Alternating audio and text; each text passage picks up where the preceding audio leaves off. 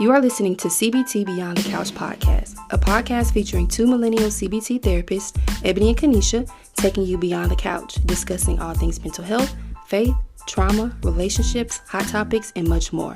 We have been friends through high school, college, grad school, and are now colleagues working towards combining realistic, holistic, and faith-based interventions to offer healing to all. While we hope you enjoy listening and learning from our podcast, it does not replace your own journey with your licensed mental health professional. We hope you enjoy.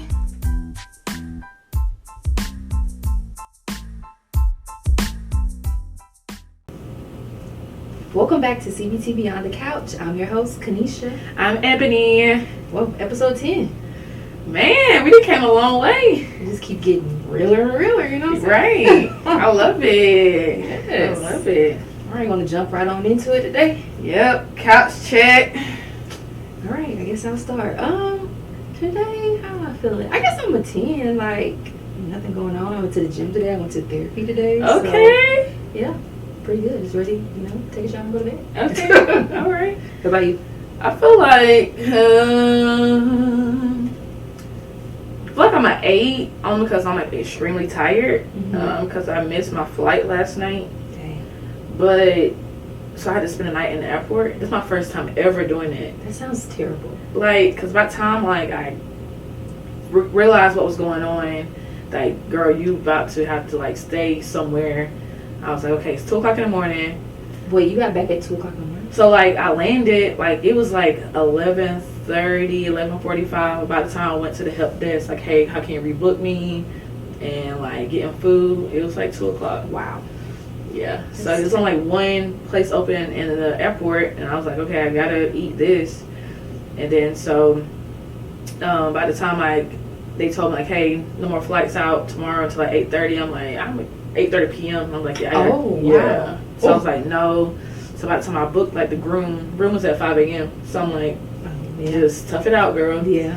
So I pulled out my little cardigan, like, and toughed it out. Oh, so like, besides that, because like my weekend in New York was amazing. It looked like it was fun. It was so much fun, especially like it being like, how I am, like checking off my states. So I was able to check off New York and New Jersey. So I'll say I'm at 8, just really tired.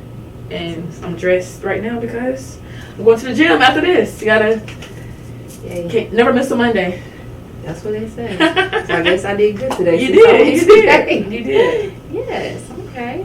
Well, today our topic is much like how the month of May went. We are talking about daddy-daughter dynamics because Father's Day is coming up. So yeah, and we know daddies. Yeah, like that can be even more sensitive than talking about like mother-daughter dynamics, especially in our community. So yeah. So you ready to dive into that? I guess you can go first. So first, how would you describe like your relationship with your dad? I know it's a little bit of a breakdown, so I'm gonna let you go ahead and break that down for everyone. Yes. So I have to break it down in like 3 different levels. So as you guys know from last month, my mother raised me as a single mother. So my biological father was the absent parent.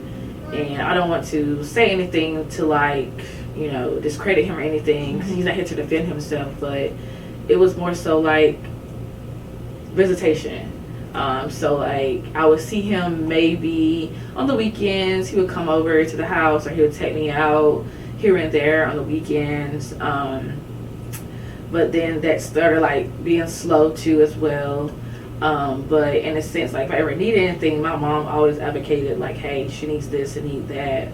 But at the same time, it was just weird because I have a sister that is 1 year younger than me, whom like he married her mother, and so she got to live with him. So I always had that different like feeling like another thing too. Growing up as a little girl, he was my bus driver. Oh wow! And so in my mind, so my mom made sure like, hey, like you take her to school because like you're the bus driver, like you take her to school. So in my mind, I often struggled with, this is my dad, he's my bus driver, but he's dropping me off at my grandma's house. and my other sister gets to go home with him. Wow. So that was like kind of the struggle with that, but that's how our relationship is. We still communicate here and there, but it's not like a real like relationship that I thought that I would have. So that's that. So then my grandfather, I guess, took the place of that growing up and being like my father in a sense, because I lived in the house with him since I grew up, lived with my grandparents and my mom in the same house. But my grandfather was just more, he was strict. It was his way or no way, but he was real like, he was the provider. I never went without anything. So I knew that I could always go to him for needing things, but if I ever like felt like I needed something, it felt like I needed like advice or like, hey, I'm gonna do this, I always like shun myself away from it because I knew he was going to like shut me down. So that's that. And then now, if you guys know Greg, he is my stepfather, but I call him dad because he is my dad. Came into my life when I was 12. So our relationship is amazing. I guess because I lived with him and grew up with him as a teenager until like, before college. So seeing him every day, being in the house with him every day, it was just, a working relationship. So that's my dynamics, my 3 dynamics of the father figures I have in my life. Okay. What about you? So with me, my relationship with my dad started off much like my relationship with my mom, because my mom was 16 when she had me. My dad was 18. And not only did he have me, but I have an older sister who was like 2 months older than me. So my dad was a father of 2 daughters at the age of 18. Yeah. So as I talked about before, I was primarily raised by my maternal grandmother, and my mom was also a single mom. My dad always lived like around the corner from us, but again, because he was so young, he wasn't like consistent. So how some people go like with their dad every weekend or every other weekend. For me, it was just like whenever. So I always knew he was. We always, had somewhat of a relationship, but it wasn't always like consistent. I don't know. I can't think about like, I can't remember how I felt growing up without him being consistent. But I do remember once I got to like, I want to say high school, because I was heavy in the church. There were different like men that were like dad figures or like big brothers that I think once they came into my life, that's when I realized like my daddy isn't like doing these things that I guess he should be doing. And I think shout out to Mr. Jeremy, because that's who really became like a father figure during that time. But once I guess saw like how he was with his kids, that's when for me it was like, why my dad don't do this stuff for me? So it took until I was about, when I got to college, it got better. Like we would talk often. And then when I turned 23, and I think I shared it with you before, but I wrote my dad like this super long letter. Looking back, it was not the nicest letter. But I was able to get all of my emotions out. I was able to tell him like how his inconsistency affected me as an adult, as a kid, and everything. And that was the turning point for me and him, because he was able to see like how his actions affected me. And again, like my dad was young, he had us, so, and then they always say men mature much later than women. So it took for that, and then some time obviously for us to get to a good point. And now like that's my dog. Like I call my dad and be like, I don't want nothing, I was calling to see what you was doing. And he lives in Charlotte, so I go up there at least once a month, or if he comes here, he'll call me and let me know. But yeah, we have a pretty solid relationship now. I love that. Maybe I should write my blog, should father a letter so we can make amends, because I have not seen him since my graduation from high school. Yeah. So that's 10 years. Dang, that is a long time. But I think what made it easy for the transition, much like with my mom, is just like they were willing to see like or accept my feelings and do the work to make our relationship better.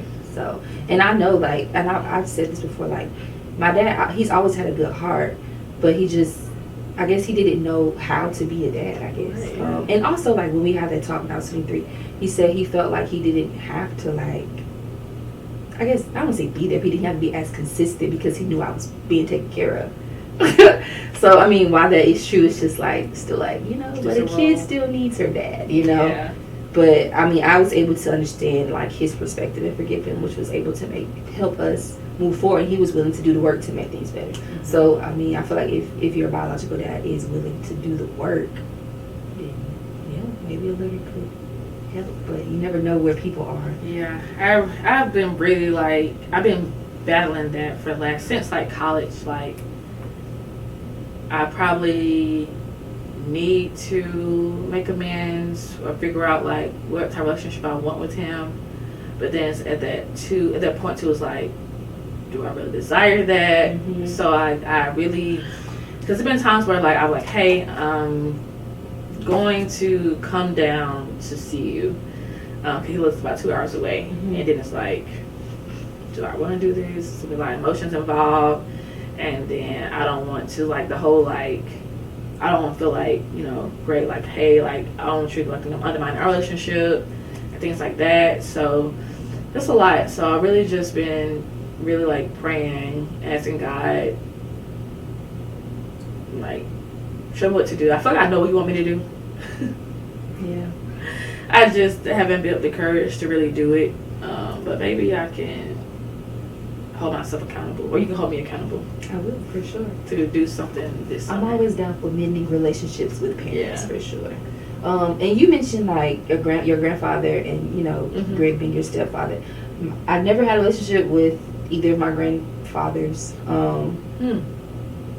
Did it affect me anyway? No, I don't think so. I mean, I guess you can't miss something you've never had. I think that relationship is a little bit different than the actual daddy-daughter relationship. Okay. But I also do have a stepdad, and he came to my life when I was 17, so I never actually like looked at him as like my dad. He's mm-hmm. just like my stepdad. But we have a pretty cool relationship now. Like, it was rough at the beginning, but we have a pretty like cool relationship now, like pretty, you know, solid, I guess you could say. I'm not as close to him as I am like my biological dad, of course, but we still have a good relationship. So why do you think father-daughter relationships are important?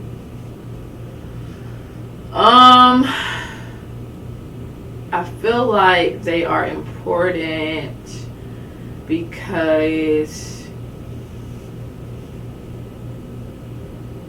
I feel like it will and it does show me how I want to receive love from a man mm-hmm. in general in my life. Mm-hmm.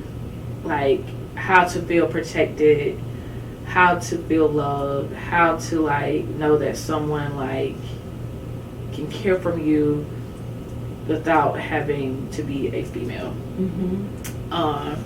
So I feel like I struggle with rejection for the sake of the fact that basically my biological father rejected me, just like mm-hmm. being his kid in a sense. So I feel like if I had that important piece of like showing me like this is important to like be here for you, I probably didn't struggle with rejection as much as I do right now. Yeah, that makes sense.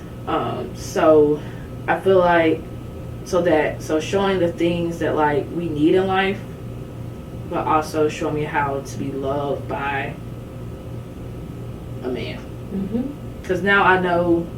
I say this all the time. Like I want to marry a man like my dad. Mm-hmm. Do I date men like my dad? Absolutely. We always end up with. Yep. So, like, or even like I'm in relationships or dating, and I'm like, my dad wouldn't do this, so I gotta accept this. So my dad do this. This is for me. So why I gotta settle for this? And so maybe I'm spoiled with that too, because my dad has like spoiled me and shown me like how, you know, I should be loved by a male. But yeah, what about you? No, I 100% agree. It does. Like that relationship typically repeats itself in relationships. So I think for me, like I mentioned, my dad was inconsistent growing up. So a lot of my relationships were inconsistent, like the on and off thing. So and accepting that and being okay with it, not even just like with significant others, with friends. Like I allow people to come in and out of my life because, in a sense, my dad was in and out of my life. And I think once I realized that and brought that to him, that's when he like realized like, dang, like I guess I do need to get together, and that's when he became more consistent. So I think that's why it's important, because it does teach us how we should be treated in a relationship. And it does show us like what to accept and what not to accept. So like now, like, and I think I put this on my Instagram story one day, but like if my dad is around, or if I'm in Charlotte, or if he's here and I need gas, like my daddy gonna pump and pay for my gas. So like for me, that's the bare minimum a man has to do for me. Like, you gonna pump and pay for this gas because my daddy do that. Or even just paying for my food. Anytime I'm with my daddy, I don't have to pay for nothing. So, and I know that sounds like entitled or spoiled, right? But like that's what my daddy do for me. So if you aren't willing to do those things, then move along, because I got my daddy. If you're not gonna do it, then I don't need you. So that's why I feel like the father-daughter relationship is important, because, and I think I kind of said this like with the moms, it sets the precedent for future relationships for sure. So like, you know, if you saw like your dad being abusive, or if he was abusive to you, typically you accept abuse or you become abusive. So it's typically patterns. So that's why that's important, because you want, as a father, you should want the best for your child, whether it's a daughter or son, so that in the future they can be their best as well. So yeah, I agree with you with that, because like when it comes down to Greg, baby, I ain't touching no door. Like, even like growing up, like he opened my mom's door to open mine too. Like, so when I'm out and a man open my door, I'm like, what's wrong with you? You better open this door, boy. Don't play with me. Yeah, my dad do it. And it's the small things we don't even realize, and we really expect that. So small things, for sure. That's crazy. For sure. That's crazy.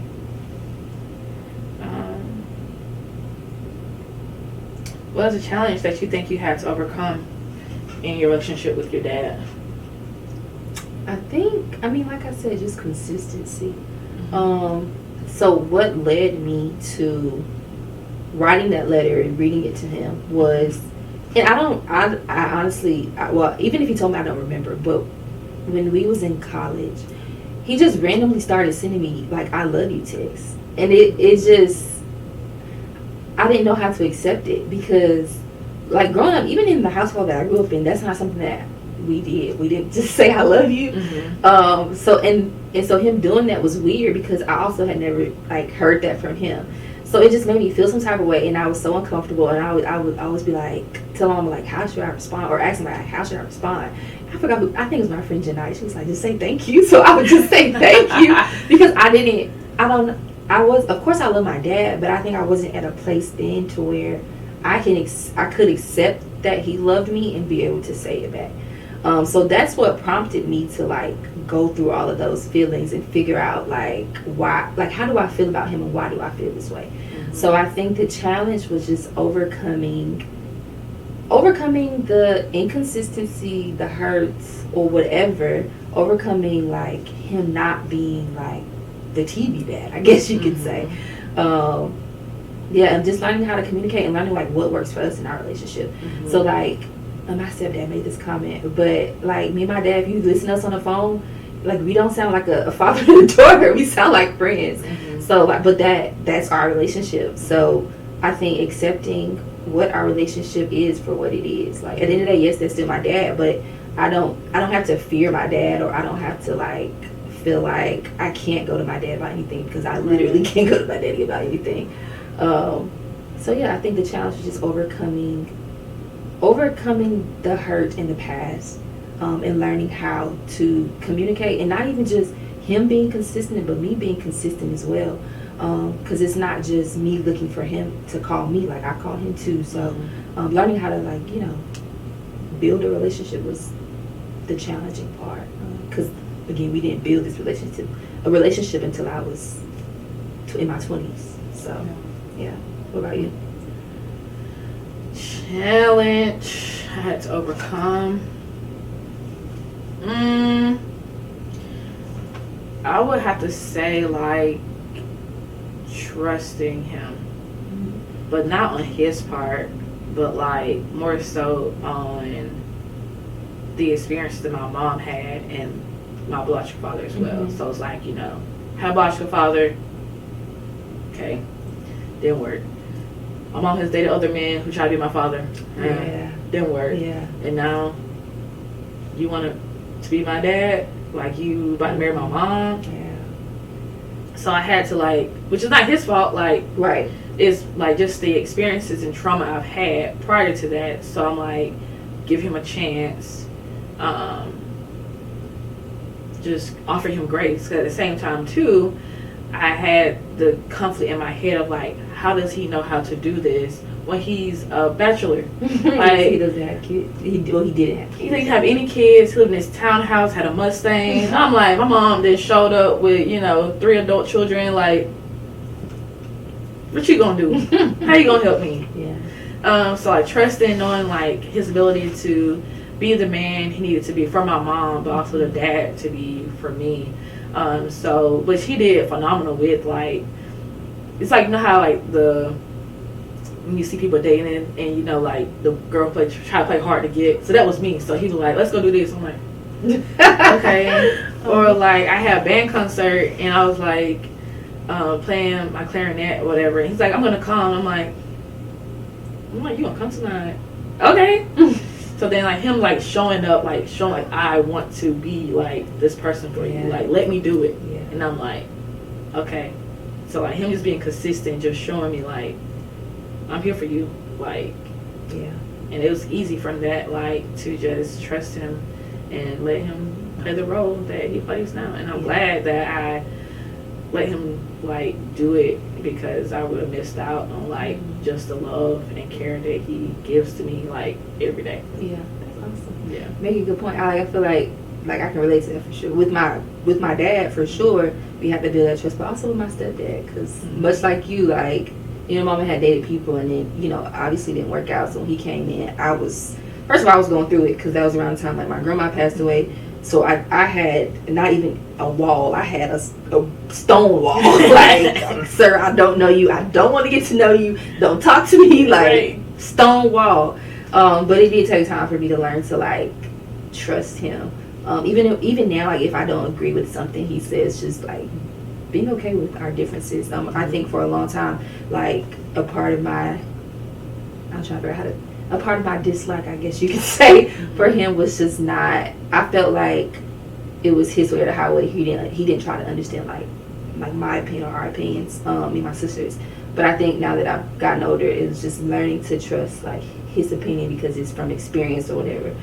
So yeah, I definitely feel that trust piece. And then like with my dad, learning to like trust his word, because the consistency. So definitely can relate to that trust piece for sure. So I feel like that is a big thing with any relationship, but definitely with like relationships with dads. With our dads anyway. So what is one characteristic of your dad that you would like to carry on if you have a child?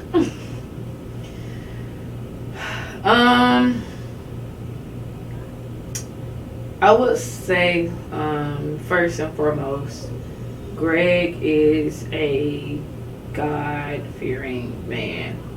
Like, if anything, he was the one who like brought me back as a teenager, with me struggling with like my suicide ideations and stuff like that. So he was like if you guys know the first episode, I told you guys that like how I met Kanesha because he took me to church. But like my 13th birthday, he brought me my teen Bible. It's like, you know, like I was not expecting that. Like he was like, you know, let's do this, and like every Saturday we have Bible study together. So definitely like I would want to just continue to like, you know, foster like the God fearfulness like into like my relationship with my child, and just being consistent with it. And also that's he's reflecting back now, just like it's crazy. Like he always was just so always had stories for me like to like know like how the Bible was, like opening the Bible and like teaching it to me, like outside of like your pastor, like your dad doing it for you. Mm-hmm. Like, that's beautiful to me. I still, and even today, I still use that Bible only. I love that. It's like it is beautiful. 13 years old, Yeah. and I still use that. Like, the top cover gone. Like, it's gone, y'all. Like, still use it to this day because it's like the most understanding Bible that I have ever had. Something else I would say, Greg is the only man I can say I know who shows 100% empathy and understanding, and is always like not easily angered. He has never yelled at me, ever. Even like trying to discipline me, it's not even like, why'd you do that, or da-da-da-da-da. It's like, hey, I heard what happened, let's talk about it. You know, you could have did this or that, and it's like, okay, you right. Like, never yelled at me, ever. Unless it's like juggling, laughing, like cracking up a lot to discipline me or like show like disappointment. Never. Wow. Even to the point where like one time like my mom disciplined me and he was like, that's not how I want you to do that. Like, you need to talk to her like on a level of like understanding and not. And ever since then I feel like that shaped my mom's relationship too, like how to pour into me. But he's always empathetic, just so understanding, and you know, man typically, which he does have this too, a man typically has to be like logical, ready to just answer like you have a situation, like you have a like, hey, I'm in this situation, you know, man be like, he's more so like, okay, let's look at it from this angle, no, what do you think about this? Like, he gives it back to me. So real empathetic, not easily like to get angry, like, yeah, it's just, you know, I guess that's beautiful. The characteristic of love. Yeah, that is beautiful. I love like that. Never yelled at me ever, like ever. And I've done some stuff, but he should have yelled at me. Yeah, and he's just like, let's talk about it. Like, let's break it down. Yeah, I love that. I definitely want to be able to do that for sure with my children. Like, not take a step back and be like, okay, put myself in your shoes. I know what you did, left up, but let's just see eye to eye and figure out like, what was your life. He wants to see like what made you think to do that. Yeah. Versus like no. So that he can like show you, okay, if you didn't think like this in this manner, this could have been your outcome. But this is your situation. But let's rework it. Yeah, that's great. What about you and your daddy? I think the characteristic. How do I write it? My dad's heart.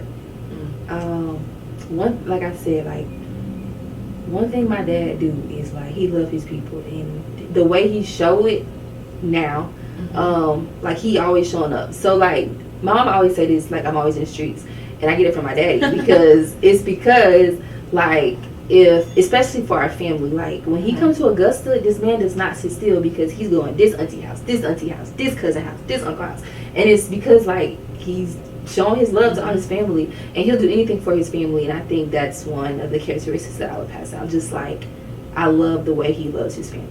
I don't even know how else to expound on it. Like growing up, I wasn't able to see as much of this because, like, you know, he wasn't as consistent. He was young, but now that he's older, like, even for me, like, he show up. Like, he'll text me like, "Hey, what's the podcast episode? Send me the link. I can't find it." So like he supports me in everything. But yeah, just like his heart and the way he shows love for his family. Like even like I talked about in the last episode, like he rented a car to make sure I was back to go to the wedding.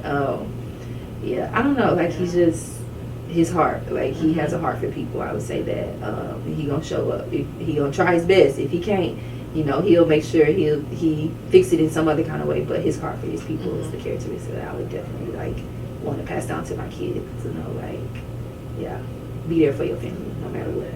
So sometimes it gets him in a little bit of trouble, but he works on it. You know, because of the boundaries. Sometimes he don't know how to set them. But I still love that he has, you know, a heart for his family. So yeah. and stuff. I know. Your dad funny to me. He's hilarious. That's a funny man. That is a funny man. Y'all see when we have this Hey! this episode. That's a funny man. That's all I'm gonna say. I always say too, because it's always funny. Like, even though we didn't grow up in the same house, and I identify as a female, but I always say I'm my daddy's son because we act just alike. Like, it's so crazy, but yeah, That's funny. for sure. And then our last question: what is one thing you love about your dad? I'd probably like say the one thing that you would pass to your children I love about him. Like the way he knows how to love and like his passion and support is like crazy. Like I said, like me not really knowing how his role in my life would look, he still did stuff like taking off work to my band concerts, waking up 5 o'clock in the morning, drop me off for drill meets, recording it, being there, even like support of like my family as well. And his way of loving is just like he knows how to love you in your love language. So we all know that my number one love language is words of affirmation. So when I go, you know, to him like, hey, I'm having a rough day, like it is what it is, I can expect, or something bad happens, I can expect for him to like either call me and like fill me up with words, or he gonna text me, to the point where I literally have a drawer in my room where like I have like written out all his text messages for like words that he has told me, so I can always go back to it whenever I don't, like he's not giving it to me, like okay, I remember my dad told me this, I'm gonna go read it because it like fills me up. So like he always like knows how to just love in your love language. So even like acts of service, he does all of them for me. Like don't give my quality time, even though like, you know, it's, you know, working life balance is weird. Right. Physical touch, he still like lets me like, you know, lay on him. We watch movies. Like I always used to like lay on him, like just, you know, that daddy love. Gifts, of course, he always like gifted me stuff, or like it's just also too like he was like, hey, I saw this, I thought about you. It's like it's just so cute because like he recently saw like I guess a club called Club Ebony, and he was like he seen a screenshot and sent it to me, like emailed it to me, like, you know, like my dad thinking about me. Acts of service, you know, not having a man in my life, car stuff, or like just not understand my taxes. My dad do my taxes. His man know like he can cook. Ooh. But yeah, I don't know how to get on track, but like, yeah, all the love languages, he knows how to love you through them, and yeah, and he pours out a lot into me. I probably should be more adamant about spending time with him more, because he just pours out so much into me. Another thing I love about him is that he show up for us when he comes to podcast. Baby, he is a real one for sure. He is a real. I did not expect for him to do that. Like he was like, if y'all would have saw like how our first setup was, he was like, y'all gonna do it like this, and like and my dad's still like being logical and not wanting to like discipline us. He was like, y'all wanna do it this way? Well, I have this that you guys can use. So, yeah, it was a blessing because y'all, that first episode was a struggle bus. We had to, that's why it was audio only. Yeah. So shout out to him because he a real one for sure. Yeah. One thing you love about your dad? And I think I love this about both my parents, but specifically my dad. I love how much he's grown. Because having teen parents, you basically grow up with them. So I've been able to see like so much growth in my dad. I mean, granted, he's in his 40s now, so you would expect him to have grown. But yeah, just seeing his growth, not just like the mental growth, like how his mindset has grown. I love that. And then I also love, like we talked about us having to trust them, but I love how he trusts like me, my sister. Like, because he'll come to us and be like, listen, I'm just having a rough day, I just need somebody to talk to. Or he'll like vent to us or ask for advice. And I love that he trusts us, like, to give him advice. Because parents don't do that often, like come to their kids for advice. Especially a man. Right. So I love that he feels that he can trust me and my sister. yeah, so definitely those things. His growth and the fact that he trusts his daughters to like take advice from us. And I always tell him like how blessed and lucky he is, how me and my sister turned out, because we both are products of teen parents. So like our life could have been totally different, but we took, you know, the education route. So kudos to them. Yeah. Because you don't, just like statistic wise, we both should have been teen parents, but we both have 2 degrees and no kids. So claps.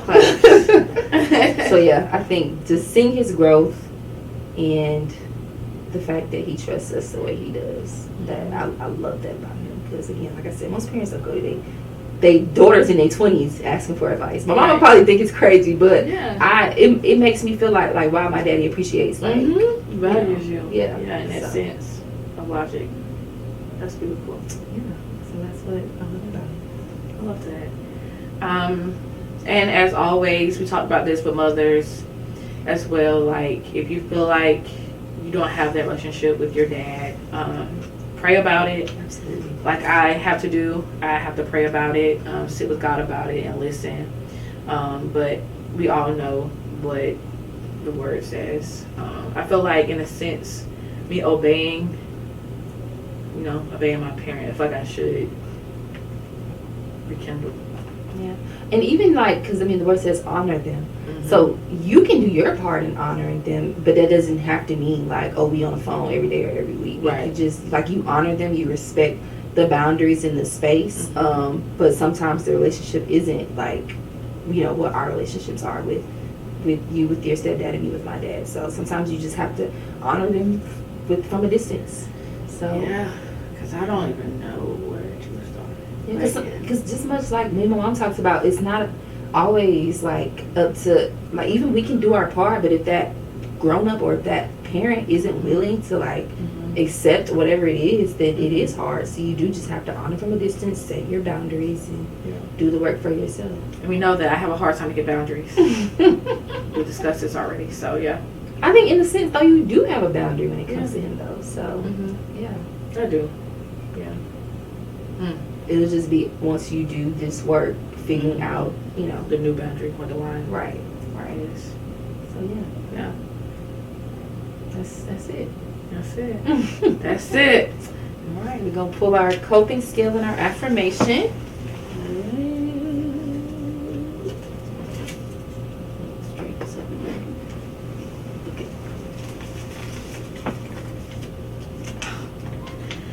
Get a dad hug. Man. You mentioned that when you said like you were like I love like even like my dad, like he knows like I'm having a heavy day. He would just hug me. He called me Peaches. He'd be like, come here, Peaches, and he would like he like pat my head and later or like just hugging him. I feel like it's that sense of just, I don't know, like it's just taking in some more energy from him because he has so much like high energy to give. My first time, no. I was gonna say, I mean, not because I don't know, it's just weird. But my first time like experiencing dad hugs was with Mr. Jeremy, like during my teenage years.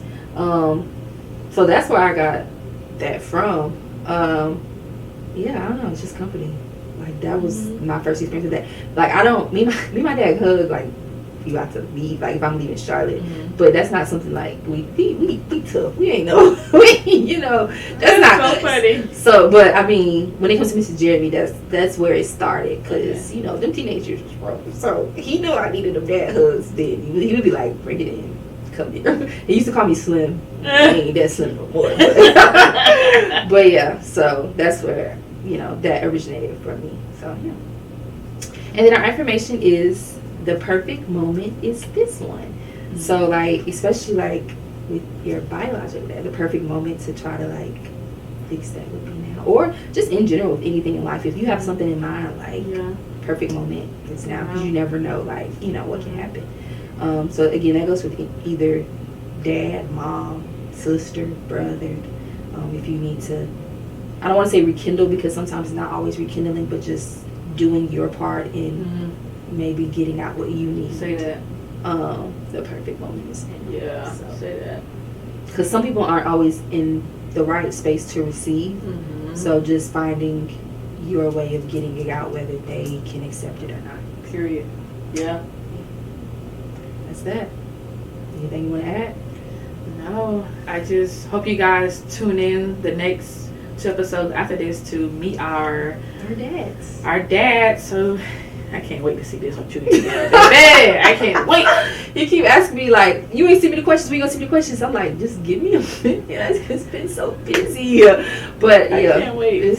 I don't even know what the access meant. But we'll see. Yeah. So if y'all loved our episodes with our moms, just wait till you see our dads. I feel like it can go either way. Like it can go like real like funny or real like crying. No, I think mine's just gonna be funny. Like I said, we hard. We not finna be on that crying stuff. But yeah, so we hope you guys enjoyed this episode. We look forward to the episodes with our dads. And as we say every week, we hope you guys really take these skills beyond the couch. All right. Bye, y'all. Peace.